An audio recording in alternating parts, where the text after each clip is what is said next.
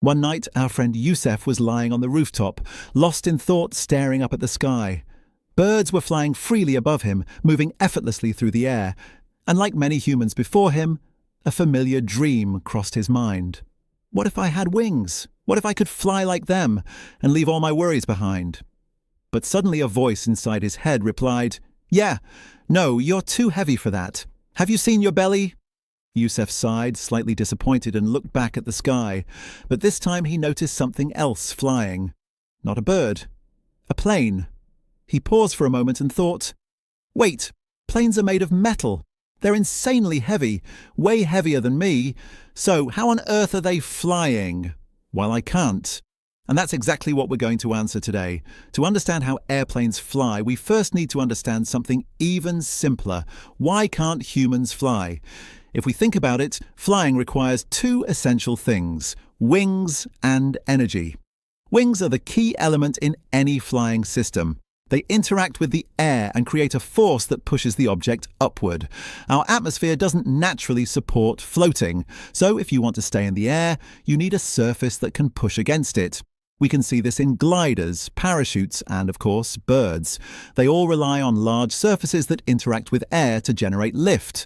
For example, gliders are aircraft without engines. They depend entirely on their wings to stay in the air for as long as possible. Parachutes do something similar. They slow down the fall of a person by increasing air resistance, allowing them to stay suspended in the air for a longer time. So yes, wings are important.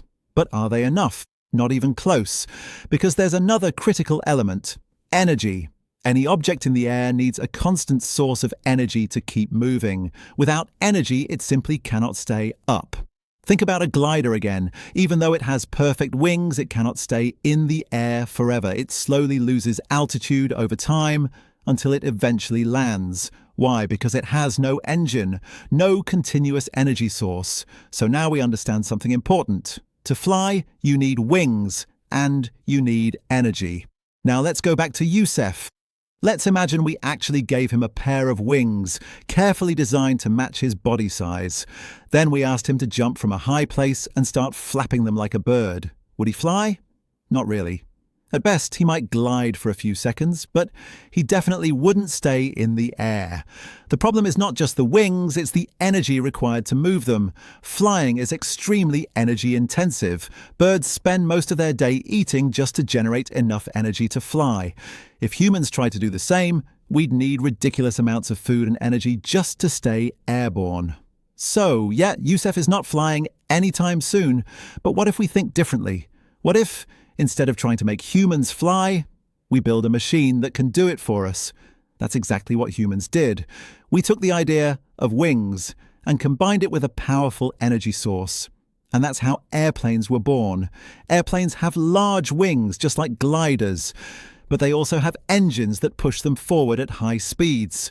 As the plane moves forward, air flows rapidly around its wings. The wings push air downward, and the air pushes the plane upward.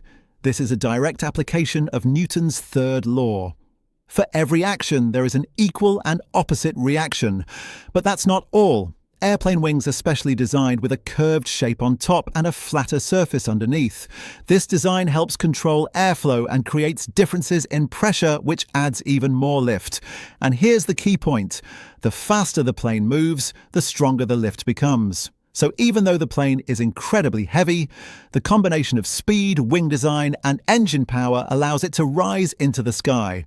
Now what about landing? Simple. The pilot gradually reduces the engine power. As the speed decreases, lift also decreases. Gravity takes over, and the plane slowly descends back to the ground safely.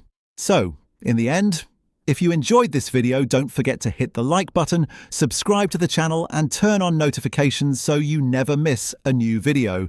And if you've ever had a random question pop into your head late at night, drop it in the comments. Who knows? It might be our next video.